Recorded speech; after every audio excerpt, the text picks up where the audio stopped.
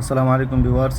দেখুন আমরা যে ওমানে কীভাবে বিল্ডিংয়ের উপরে দোতলা তিনতলা একতলা যেভাবে রমেল সিমেন্ট মানে বালু সিমেন্ট কংক্রিট তাবুক ব্লক এগুলা কীভাবে উঠাই আমরা এই যে দেখতে থাকুন। এটাকে এখানে বলে বোমক্যাট। ওকে, বোম লোড বোমক্যাট বা ক্যারেং যেটাই বলে আর কি। এখানে আমরা এটাকে জিসিবি বলি আর কি, জিসিবি বোমক্যাট আর কি। তো এটা দিয়ে আপনি ৬০ তলা পর্যন্ত উঠানো যায় আর কি। এরপরে ৫ তলা উপরে উঠাইতে হয়, তাহলে ওইগুলোর মধ্যে বিল্ডিংয়ের মধ্যে করতে হয় আর কি, ওই ক্যারেং ফিট করতে হয় এক্সট্রা করে। এটা আউটসাইডে ক্যারেং ফিট করা থাকে ওই রকম সিস্টেমে। আর এটা শুধু ৩ তলা পর্যন্ত বা মানে হাই গেলে ৬০ তলা পর্যন্ত উঠানো যায়, এরপরে আর উঠানো যায় না এগুলো দিয়ে।